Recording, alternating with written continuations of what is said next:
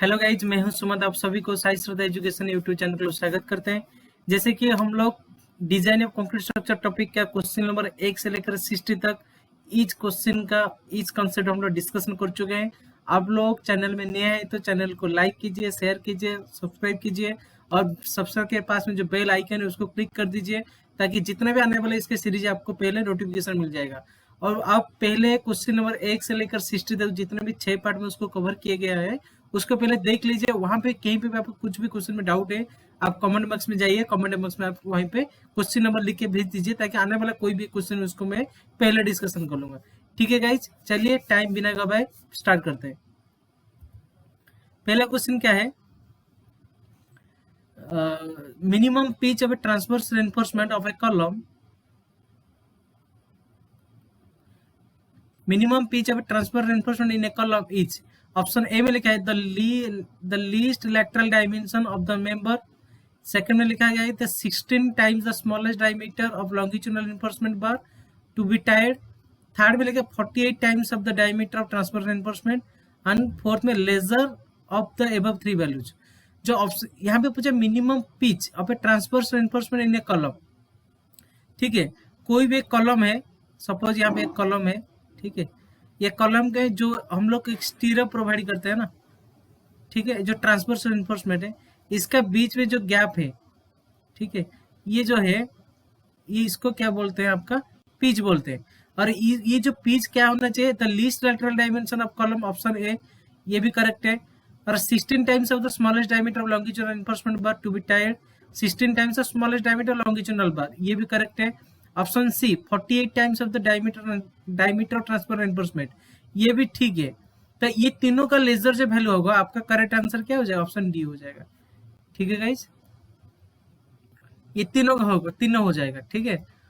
62 question, maximum distance between the expansion joint in structure आज पर the IS 456/1978, ये आपका 45 मीटर है। एक्सपेंशन जॉइंट इन स्ट्रक्चर के लिए आप 45 मीटर इसका आपको याद रखना पड़ेगा।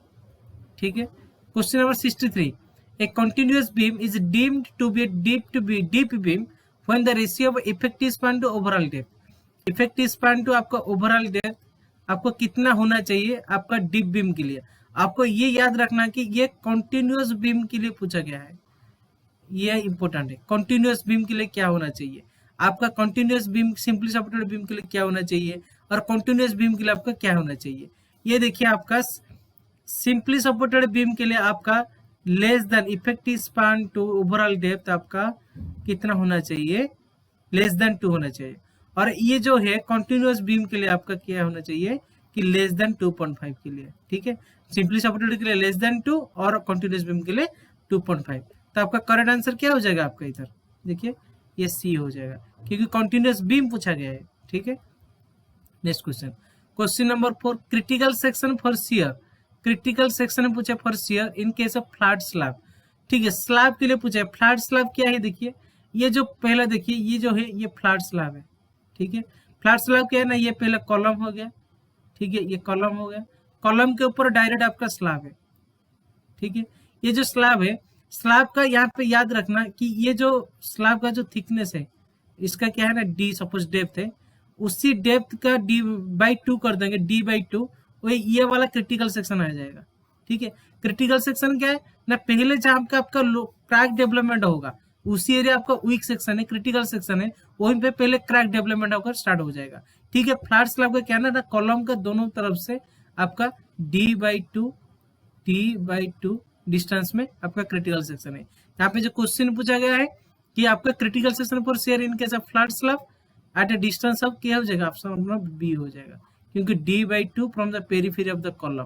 ठीक है, ये आपका कॉलम है फ्लैट स्लैब के लिए, तो d/2 हो जाएगा। आपका कहीं पे दूसरा क्वेश्चन भी आ सकता है, flat slab with column capital, ये भी है। देखो ये कॉलम हो गया आपका, ये वाला आपका कॉलम हो गया। ठीक है, कॉलम के ऊपर कॉलम कैपिटल देते हैं ऐसे ट्रेपीजॉइडल शेप का, उसके ऊपर हम लोग का स्लैब है, वो क्या है ना, जो कॉलम कैपिटल से d/2 का उसका क्रिटिकल सेक्शन होगा, उसका जो क्रैक डेवलपमेंट है वो d/2 from the column capital से होगा।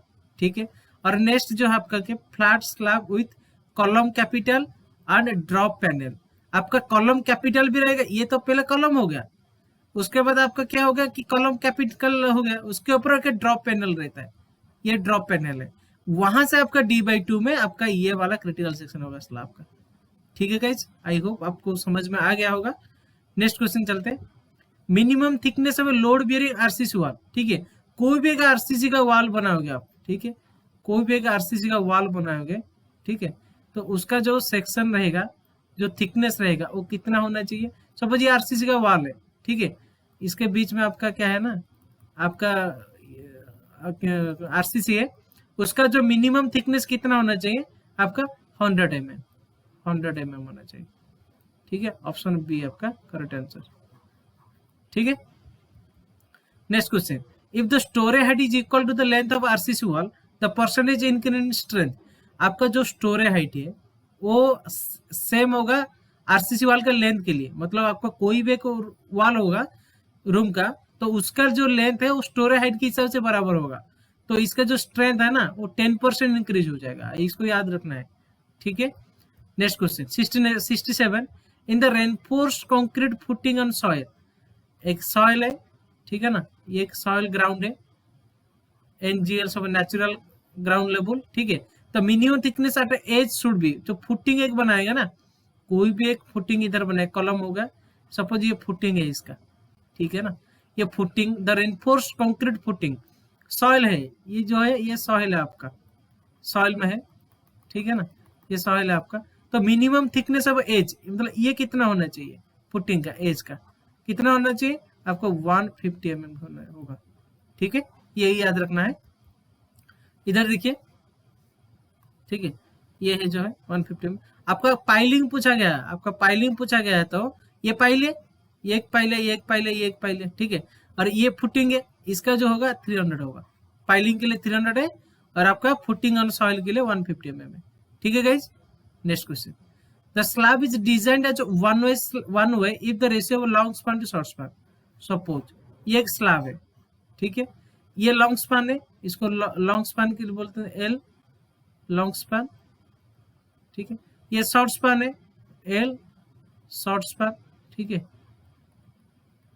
तो सपोज मैं इसको LX दे देता हूँ, इसको LY दे देता हूँ, कुछ भी ले लीजिए, ठीक है, तो इसका पूछा गया slab one way slab, one way slab कितना होना चाहिए आपका कि long span divided by short span वो ग्रेटर देन 2 होना चाहिए। ये देखो, ये LY लॉन्ग स्पैन को लिया है और शॉर्ट स्पैन को LX लिया है, मतलब लॉन्ग स्पैन LY, ये लॉन्ग स्पैन हो गया, शॉर्ट स्पैन डिवाइड करेंगे वो ग्रेटर देन 2 होगा तो इसको वन वे स्लैब बोलेंगे, और लेस देन और इक्वल टू 2 होगा तो इसको हम लोग क्या बोलेंगे, टू वे स्लैब। ठीक है, one way slab, two way slab समझ में आ गया है, इसको याद रखना है। Next question, the ratio of permissible stress in direct compression and bending compression. ठीक है, ये जो परमिसिबल स्ट्रेस पूछा गया है रेशियो, परमिसिबल स्ट्रेस क्या है ना, परमिसिबल स्ट्रेस क्या है आपका जो अल्टीमेट स्ट्रेस है, अल्टीमेट स्ट्रेस है, ultimate stress divided upon factor of safety, और ये जो फैक्टर ऑफ सेफ्टी है आपका जो डायरेक्ट कंप्रेशन के लिए, डायरेक्ट कंप्रेशन के लिए आपका 4 है, और जो बेंडिंग कंप्रेशन के लिए, बेंडिंग कंप्रेशन के लिए ये 3 है। समझ में आ रहे, तो यहाँ पे पूछा गया कि डायरेक्ट कंप्रेशन, तो डायरेक्ट कंप्रेशन के लिए क्या हो जाएगा आपका वैल्यू कि ultimate stress divided upon 4 divided by आपका बेंडिंग कंप्रेशन के लिए क्या होगा, अल्टीमेट डिवाइडेड बाय 3 हो जाएगा, तो ये क्या हो जाएगा आपका 3 ऑटोमेटिक ऊपर चला जाएगा और 4 नीचे आ जाएगा। समझ में आ रहा है, ठीक है, तो ये क्या हो जाएगा आपका लेस देन 1 हो जाएगा, आंसर लेस देन 1 हो जाएगा, आपका करेक्ट आंसर ए हो जाएगा।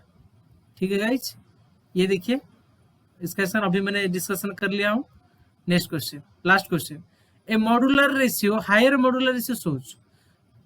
ऑप्शन ए में higher compressive strength of concrete, lower compressive strength of concrete, अच्छा higher tensile strength of steel. अच्छा मॉड्यूलर रेशियो क्या है, मॉड्यूलर रेशियो एम डिनोट करते हैं, इसका जो फॉर्मूला है modulus of elasticity of steel divided by modulus of elasticity of concrete. ठीक है, और ये जो modulus of elasticity of concrete ये क्या है ना 5000 into root of F C K, F C K क्या है ना characteristic strength of the concrete और compressive strength of the concrete. ठीक है, तो यहाँ पे क्या हो जाएगा आपका modulus of elasticity of steel divided upon 5000 root of F C K, means जो मॉडुलर रेशियो होगा आपका डायरेक्टली प्रोपोर्शनल टू 1/रूट ऑफ एफसी के। यहाँ पे तो पूछा गया है ना कि मॉडुलर रेशियो हायर होगा, कब होगा, जब ये वाला आपका लेसर होगा। ठीक है ना, ये इनवर्सली प्रोपोर्शनल हो गया ना, ये हायर होगा, मॉडुलर रेशियो हायर होगा, तो ये वाला जो है वो डाउन होना चाहिए। तो यहाँ पे ऑप्शन आपका हायर मॉडुलर रेशियो पूछा गया था, आपका ऑप्शन बी कि lower compressive strength of concrete होना चाहिए। ठीक है गाइज, ये देखिए डिटेल्स। ओके, ठीक है गाइज, आशा करता हूँ आप लोग को सारा कंसेप्ट समझ में आ गया होगा। फिर भी आपको कहीं पे भी क्वेश्चन डाउट लग रहा है, आप कमेंट बॉक्स में जरूर जाइए, उसको कमेंट कीजिए और इस वीडियो को ज्यादा से ज्यादा शेयर कीजिए और सब्सक्राइब कीजिए, और नहीं किया तो चैनल में नहीं, क्योंकि जितना भी बुक है जैसे कि गुप्ता न गुप्ता बुक का भी चल रहा है, पूरा कंप्लीट होने के बाद आर अगर का भी क्वेश्चन हम लोग डिस्कशन करेंगे। ठीक है गाइज, आई होप आपको क्लास अच्छा लगा होगा। Thank you guys.